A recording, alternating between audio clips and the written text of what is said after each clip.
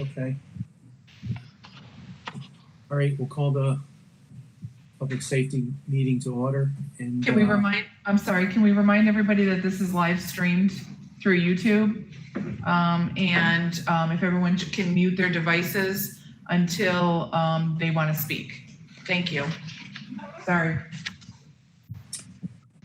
So we'll start with Rob in 911. Good evening, everyone.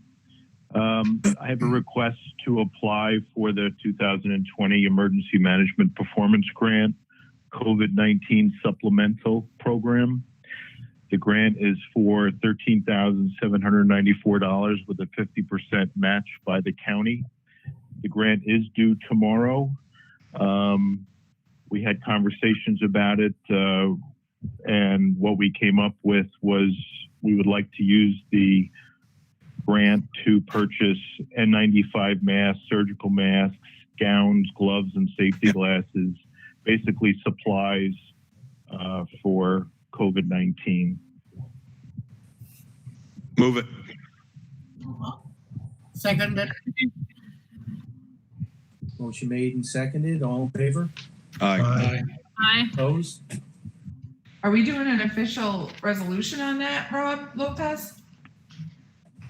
I didn't know if I needed to do a resolution for the application and then to accept, or just ask permission to submit it. So we're going to do it as just a motion then to apply.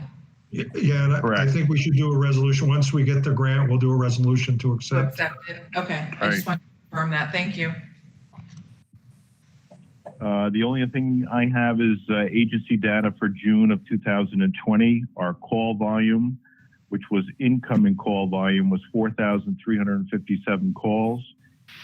In June, we dispatched 1,005 EMS agencies, 357 fire agencies, 1,452 police polls, and 602 public service calls.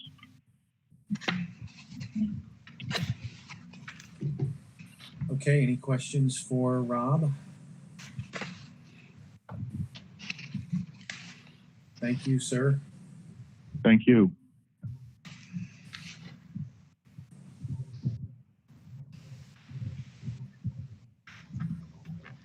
Okay, next we have a fire coordinator. George here. Okay, hi there. I just sent a report over for the agenda to give you an update on the Emergency Services Training Center. We're nearing completion of the classrooms and the offices. As you can see by the list that we sent,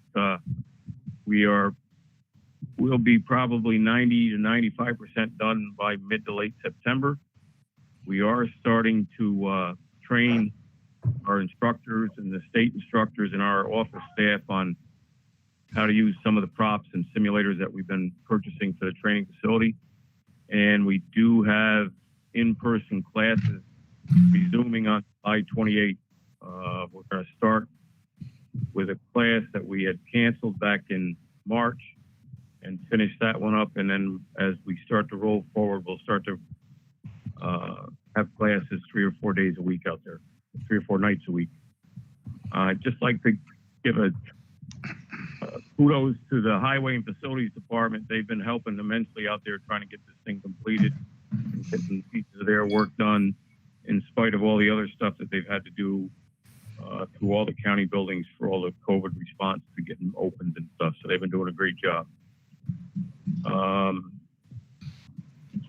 We started our FEMA reimbursement for our COVID-19 supplies, and that's going as a typical FEMA reimbursement always goes. So it'll be an ongoing event and probably not without some anxiety at some level. Our activity for May to July, our office responded and assisted at 11 structure fires, 3 large mutual aid brush fires, mutual aid rescue type calls. A lost hiker was one of them, and a tractor trailer rollover in Chatham. And we've had 4 cause and origin calls. One of them was a fatal where we assisted OFPC arson investigators, and we had a hazmat standby. That's pretty much the rundown of what we've got going on right now. And does any questions, I'll be glad to try to answer them. I finally got out there to look at the training facility with George, and for those of you who haven't seen it, it's nice. It's real nice. So it'll be interesting when they get it up and running, and the way they have it set up, going into the training facility where they're going to be having the fires and the smoke, and it's interesting. I might like to go out and see maybe when they're doing that at some point, just to see how it goes. Sure. Anytime anybody wants a 25-cent tour, we can do that, or we can do the full-blown tour. But anytime anybody wants to go out, just let me know. I'll be more than happy to meet you out there. It's going to be really state-of-the-art facility that's going to be well used by whole county. And it's going to be a really good thing for us. Could I ask 2 quick questions? Sure. Will you be communicating directly with the local fire departments regarding this timeline, or should we as supervisors get this document from you to share with our local fire departments? We've been keeping the local fire departments up to date monthly. Okay. You know, we started schools, and they actually have to start submitting names for some of the schools we have scheduled for later in the fall.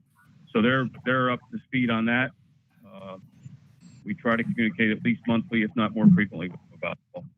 Great, thank you so much. My other question, and I apologize for my ignorance here, but the FEMA reimbursement for COVID-19 supplies, has there been any discussion or opening for towns individually or towns through the county to also be reimbursed for their COVID expenses? To my knowledge, that's coming through the EMO office. We were tasked with doing the stuff that we supplied for all the fire departments through the coordinator's office as a separate project number. And I believe as long as you meet the $3,500 threshold, EMO is going to be having discussions with how everybody will have to do some of their own work, and they'll be bundling some of it together. But I think that's more of an EMO question. Okay, great. Is David Harrison on the line? Yes, actually, we've been putting notices out for municipalities and any other eligible entity to participate in the FEMA web series that explain the portal system and how to get in there and how to register and what you can apply for reimbursement. And there's going to be more responsibility actually on the agency or the town or whatever to do their own portal. But we can help you with that. We can help with that to get you the right links and everything. But if it hasn't been done, it should be done, as soon as possible. At least registering for the portal with FEMA. And I know in the past, when I was town clerk, actually, just because I helped with the administrative piece of it, we as a county banded together and applied from the county because our thresholds became higher when all the towns were combined. Is there any possibility or conversation of doing that?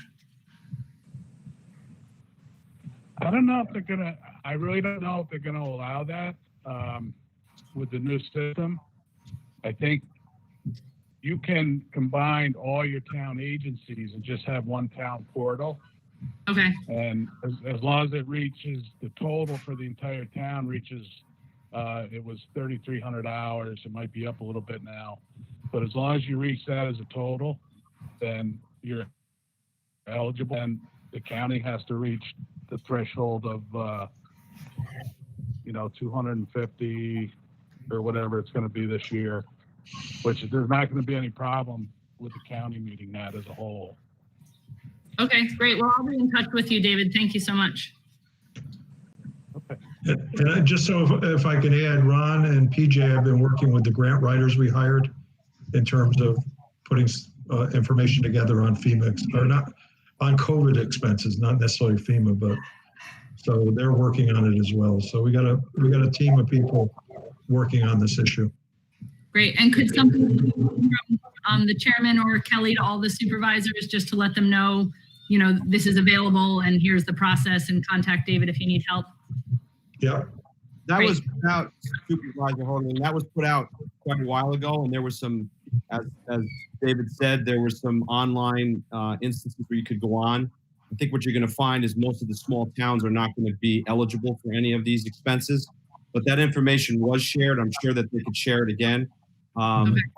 It has been put out, and there is some online areas where you can go on and get a lot of information. So I'm sure they could share that again.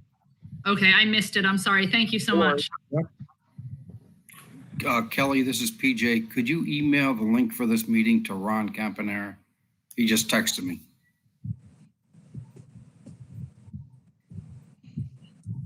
And Sorry, PJ, I just sent it to him. Okay, thanks. George, I spoke with the chairman, and before the formal budget, before you present to the committee for budget, we could probably meet, you, me, Matt, and Ron Campanera, just to go over what you can or should put in your budget. So we can. Okay. Yeah, just Yeah. let me know when you want to do that. I've got a bunch of numbers ready, or starting to get a bunch of numbers ready. So, and we've researched some of that other stuff we talked about. So whenever you're ready, just let me know. Okay.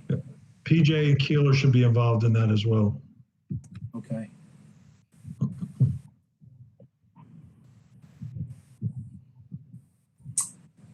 All right. Are we good? I'm good. Thank you. All right. Thanks.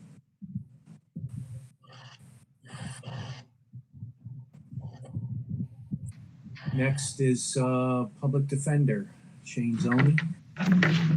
Good evening. So two things. First, in the documents I've submitted, we have reports for the last, I think 4 months. I did it this way because during the, I guess the lockdown, quarantine, whatever you want to call it, there wasn't a whole lot going on. The courts were closed. They're largely closed at this point, though they're starting to slowly open up again. And our physical office was closed, I think, for a little more than 2 months. So the numbers really were non-existent or really not even reflective of anything in normal times. But now that I wanted to nonetheless provide what we had for the past few months. And if there are any questions on that, I'd be happy to answer them, but I just wanted to kind of explain my rationale for doing it that way. And secondly, if there's no questions, I have a resolution before the committee where I'm seeking to abolish a part-time assistant public defender position. That individual is retiring at the end of August, and I'm seeking to create a full-time assistant public defender position. The old position and the position I'm seeking to have created would be for family court purposes. I don't know if the committee remembers, in February, I had made a request to create this position before I even know the part-timer was going to retire because of the need for an additional person to manage what we had as far in terms of the number of judges and then the volume of cases in family court. Obviously, everything at that point, I think we submitted a formal resolution in March, but I don't think it actually made it to anybody's table because of COVID.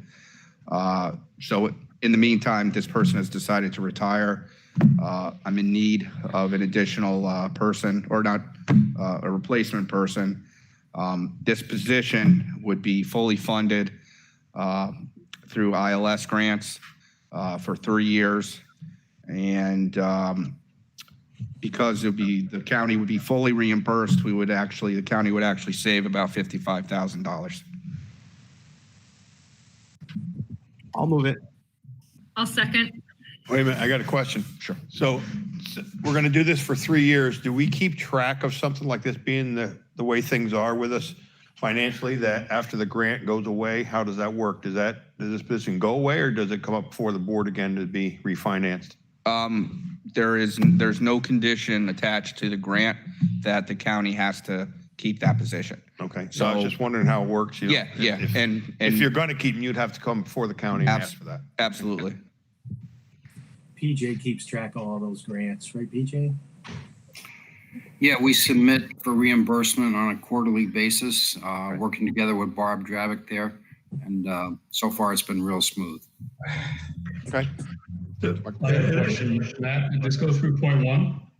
Yes, it did. It was passed in the Personnel Committee. As I said, or as Shane said, it was a net savings by the fact that we're, what did you say, Shane, about $55,000? We're going to Yeah, end up saving. 55, yeah. Yeah. And am I, the state in terms of funding public defenders, I don't see this going away after 3 years. They seem to be committed to increasing the funding for indigent defense. I concur with that, yeah. So we have a motion and a second. Motion second. All in favor? Aye. Opposed? Okay. Thank you.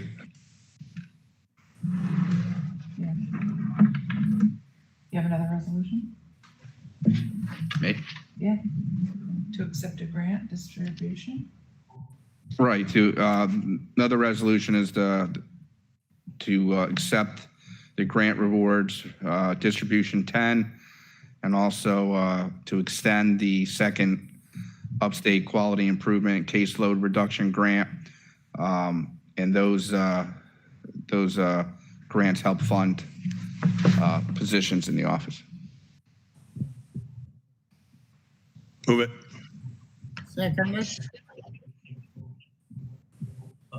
Motion made and seconded. All in favor? Aye. Thanks, Joe. Opposed?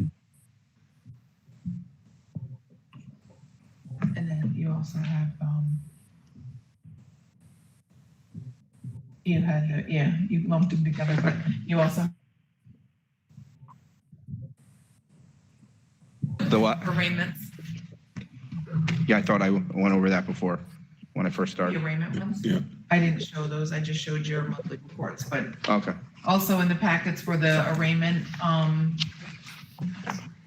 schedules, for the assigned Which one? overnight councils. Yeah, the overnight council, they were doing, as they always do, they were doing it virtually as opposed to actually going out. OCA, the Office of Court Administration, made the decision to go to everything virtually at that point, and we're still to a large extent at that stage right now. But that's the list of all those. And as you can see, there's really nothing for many arraignments for the people who are assistant public defenders, because at that point we were also just doing it virtually, essentially from home on our home computers and stuff like that.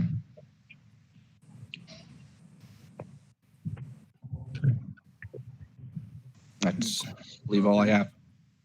That's all he has, Mike.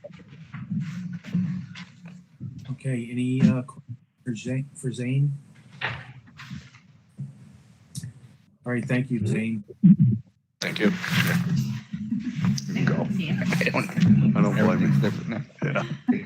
Thank you. See you, Shane. Thank you, Kelly. Thanks, anyhow.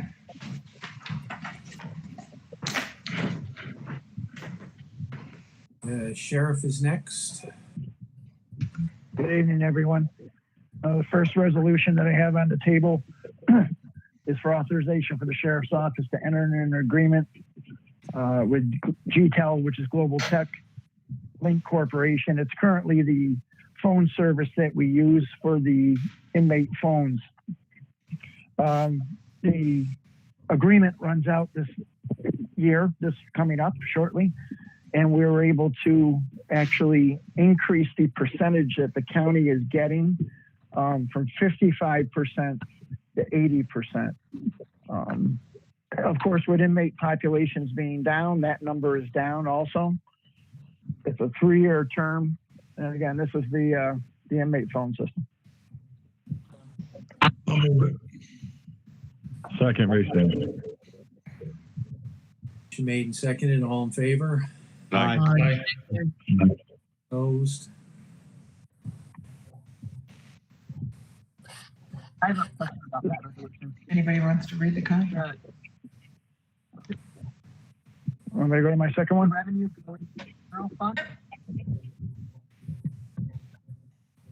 The second resolution, I'm requesting that we declare our old command unit surplus property and be sent to county auction. Over the past a year and a half, if not a little longer, we received a grant through the state of New York to get a new command unit. We have taken possession of that. We really haven't even announced it due to COVID and everything else that's going on. But the old command unit, we did offer up to the city, for, I believe it was free. And they turned it down, so we just need to send it to auction and get it out of my yard. I'll move it. Second, Fury. Okay, motion made and seconded. All in favor? Aye. Opposed? The next resolution, I'm requesting authorization for enter into a renewal agreement with an emergency management consultant. This will be Bill Black's position. Director Harrison has been doing I can't even think of a word. I would say spectacular, but it's even bigger than that. He's really taken the reins and ran with the whole COVID thing, and all of the deputy directors as well have been really going above and beyond. I'd like to keep Bill on for maybe another 6 months or so. Just in the event we have another spike, we need some help with getting funds back, even though there's the portal and it's actually going back on the towns more. We had originally discussed him leaving in July, but I think it's important that maybe we just keep all hands on deck because we still aren't sure what's going to happen in the fall with COVID. I'm hoping and praying that we aren't going to get a spike, but we don't know as of right now. That would not exceed $2,500. I believe it's $200 a month. Move it. Seconded. And this is a contract. It's not he's not an employee. Correct, sir. Motion made and seconded. All in favor? Aye. Opposed? The next resolution, I'm requesting that the county accept the PTS, or the Police Traffic Services Grant. This is a grant that we get every year. It's used for speed enforcement. It's used for seatbelt enforcement, and going out and basically traffic safety. Our traffic accidents as far as fatalities, when I first started, it was in the 20s, probably. And they're now well below 10 every year. And it's absolutely attributed to the traffic safety programs that the state is putting out and traffic safety programs that we're adopting here in Columbia County. That grant is for $29,150. I'll move it. Seconded. Motion made and seconded. All in favor? Aye. Opposed? The next resolution is a personnel resolution request form. I'm requesting authorization to fill a vacant budgeted position for corrections officer corporal. What happened is one of my corporals retired. She did an awesome job and truly going to be missed. I do have a corporal out on injury from an incident that happened inside the facility. If we do not fill this position, it's going to cost us $10,080 to cover an overtime because of constant supervision as far as having a supervisor on all the time. If we do fill this position, upgrading a correction officer at $2,500, Additionally, going from Brenda's rate of pay, Corporal Carl, her rate of pay is a $7,000 difference now of bringing another corporal in. It's $7,000 less due to the longevity and step and so on and so forth. And we did go to point one with this yesterday. May I ask a question, Bartlett? Yes. This is Supervisor Holtling. And again, I apologize if I'm not fully understanding, but my understanding is that corrections officers are in the jail and we're actually overstaffed in there and hoping to eliminate positions based on retirement. Would this not be the perfect opportunity to decrease the number of corrections officers that we had because somebody is retiring, and possibly, if we need this specific position, move somebody up from within and eliminate a different position? Is that something that's possible?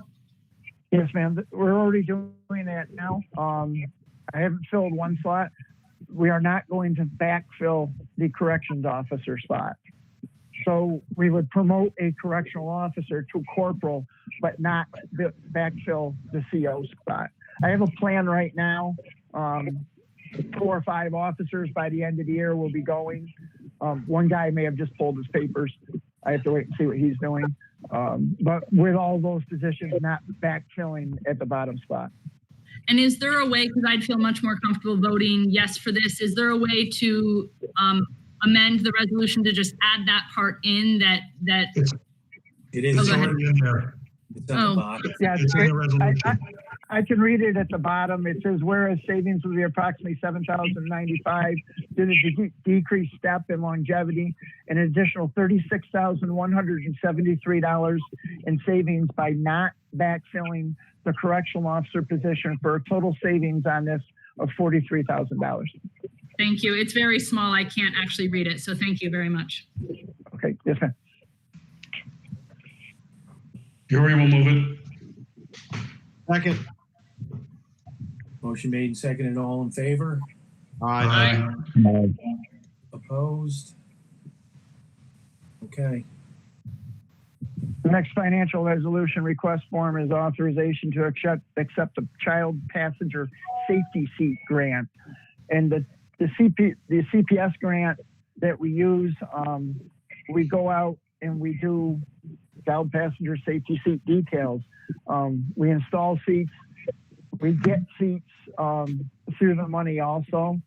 And so people, if they can't afford a seat, they can file through us to get a seat. Usually really nobody ever doesn't get one. If they need one, it's very important to have the kids safe in the car. We have to go out and actually do a couple of big events every year, as well as doing stuff at the office whenever anybody needs us. Large scale events, we've done it at Walmart in the past, up at Kohl's, pretty big ones. And again, if anybody ever wants some type of a child passenger safety seat event in their town, I would absolutely be more than willing to send that out. You can reach out to your resident deputy or reach out to me, and I would make that happen. Move it, Stats. Second. Oh, who seconded? Thank you. Motion made and seconded. All in favor? Aye. Opposed? Thank you. Requesting at this time if we can go into executive session just to discuss a ongoing matter that's going on that I really can't discuss in public due to the sensitive nature of the case. Make a motion to enter executive session. All in favor? Aye. All right. Okay, just give us a few minutes till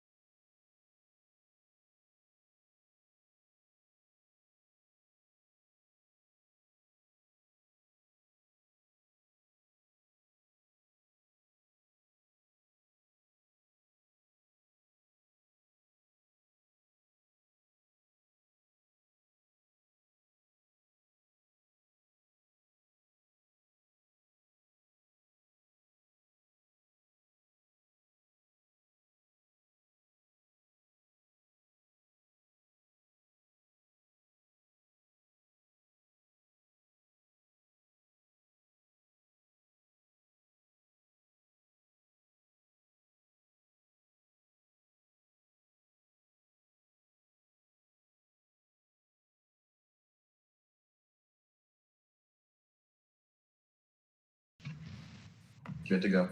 Okay, we're good to go. Okay, Mr. Chairman, Yes. I wanted to just announce that tomorrow we're going to be sending out a release regarding either supervisors recommending people to serve on the panel. I'm sorry, again, Kelly, what's the name of the panel as I called it? You called it the police reform panel. Okay, the police review panel?